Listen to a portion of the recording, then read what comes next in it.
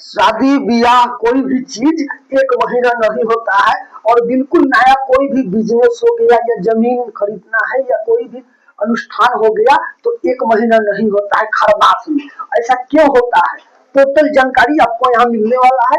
पहले हम लोग पौराणिक कथाओं के हिसाब से देखेंगे, उसके बाद में वैज्ञानिक दृष्टि से भी देखेंगे और टोटल जानकारी आपको मिल जाएगा कि एक महीना जो खरमास का आपका मोटा मोटी 16 दिसंबर से स्टार्ट होता है और 14 जनवरी तक चलता है, तो उसमें नया काम वर्जित क्यों है, तो इसको देख लेते हैं। सबसे पहले पौराणिक कथाओं के हिसाब से कहावत है कि सूरज भगवान जो है ना, वो पूरे ब्रह्मांड में भ्रमण करते रहते हैं और ब्रह्मांड में भ्रमण करते करते जो उनका जो घोड़ा है, जो उनका घोड़ा पर जो चढ़ के उनका रथ को जो घोड़ा खींचता है वो थक जाता है। तो थक जाता है तो एक नदी के किनारे जाकर के वहां पर घोड़ा को छोड़ देता है। लेकिन सूरज भगवान का जो गति है ना वो रुकना नहीं चाहिए, वो रुकेगा तो पृथ्वी या कोई भी जो खगोलीय घटना घट रहा है, जो नाच रहा है, उसका सब रुक जाएगा। तो इसीलिए वो क्या करते हैं, कुछ क्षण के लिए उस नदी किनारे घोड़ा को छोड़ देते हैं।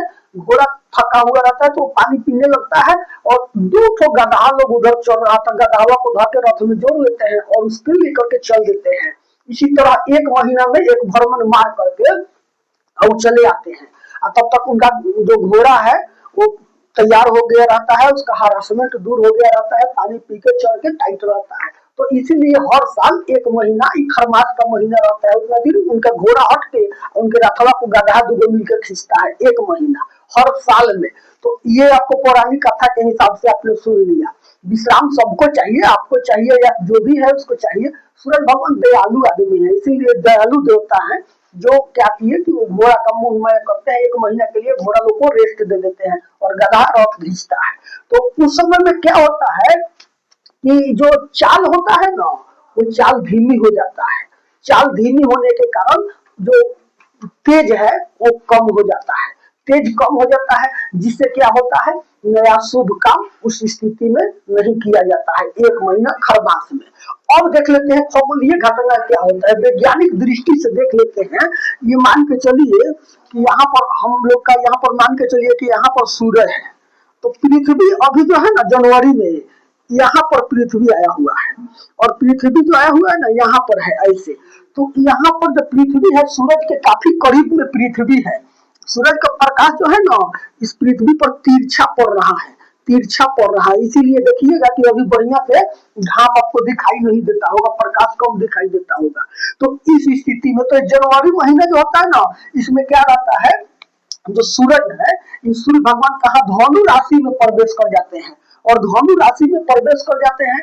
और धनु राशि और मीन राशि, ये दोनों राशि जो है धनु और मीन, उसका जो स्वामी बृहस्पति है। तो ये धनु राशि जो धनु में जो प्रवेश कर जाते हैं सूर्य भगवान, तो होता क्या है कि यहाँ पर थोड़ा सा इनका प्रभाव जो है पृथ्वी पर यहाँ पर कम आने लगता है। और जो गति है वो साइंटिस्ट लोग का कहना है कि थोड़ा नजदीकी होने से गति जो होता है ना वो कम हो जाता है। तो गति जो कम हो जाता है उससे भी थोड़ा प्रभाव पड़ता है वैज्ञानिक दृष्टि से भी। अब देख लेते हैं 14 जनवरी को मकर राशि में सूर्य का प्रवेश होता है 14 जनवरी को। तो उसी दिन दही चूड़ा खा करके क्या किया जाता है, जो खिचड़ी मकर संक्रांति मनाया जाता है उसी दिन 14 जनवरी को जो होता है मकर राशि में सूर्य का प्रवेश होता है। तो आपने ये देख लिया, दोनों दृष्टि से आपने देख लिया। अच्छा, धनु राशि में 16 दिसंबर को प्रवेश करते हैं और 14 जनवरी को मकर राशि में।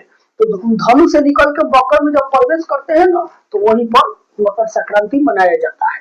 अब थोड़ा सा और चीज देख लीजिए कि जो खरमास होता है ना, इसमें क्या चीज करना चाहिए और क्या चीज नहीं करना चाहिए, उसके बारे में थोड़ा सा देख लीजिए।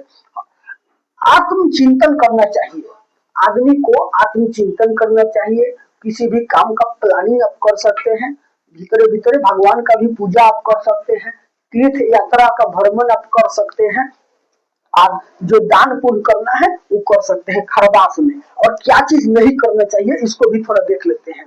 नया कोई भी शुभ काम, शादी ब्याह कोई भी अनुष्ठान है, ऐसा नहीं करना है। उसके बाद में नया बिजनेस नहीं करना है, जमीन की खरीद बिक्री भी खरमास में नहीं किया जाता है। लेकिन मान लीजिए कि खरमास में एक चीज तो होता है सोहर गवाता है। अगर किसी के घर में बच्चा हो गया तो उसके घर में सोहर तो गवाएगा ही। तो ये चीज है। अच्छा, थोड़ा अपना विचार से भी आप देख लीजिए, जो एक महीना जो आपको मोटा मोटी दिसंबर के आधा से जनवरी के आधा तक जो एक महीना ठंडा पड़ता है ना, बहुत कड़ाके की ठंडा पड़ता है। तो इस ठंडा में आदमी को कहीं आना जाना, शादी ब्याह करने के लिए तो आना जाना पड़ेगा ना। कोई अगर शादी एगो दूसरा कोई करता है तो उसके यहाँ भी जो रिलेशन का लोग आता है तो सबको परेशानी होता है। तो इस दृष्टि से भी ये जो खरमास महीना है ये अच्छा नहीं है। खरमास महीना के लास्ट में जो जो मकर संक्रांति जो मनाया जाता है उस दिन दही चूड़ा खाया जाता है। और दही खाने से क्या फायदा होता है? दही सफेद है, जो आपका मतलब अच्छा चीज के लिए प्रतीक है। उसके बाद में दही में लैक्टिक एसिड बैक्टीरिया होता है, अच्छा बैक्टीरिया एक होता है जो क्या करता है, आपके पाचन शक्ति को मजबूत कर देता है, आप पेट को ठंडा कर देता है दही। तो इसीलिए जो दही है ना, ये आपके शरीर के लिए अच्छा चीज है। इसीलिए दही चूड़ा का इसमें प्रावधान बनाया गया है कि लास्ट में जिस दिन आपका ये खरमास खत्म होता है उसके लास्ट में जब मकर राशि में सूर्य का प्रवेश होता है उस समय में दही चूड़ा खा करके आज खरमास का विदाई किया जाता है। वीडियो अच्छा लगा होगा तो लाइक कर दीजिएगा। मिलते हैं अगला वीडियो में, तब तक के लिए नमस्कार।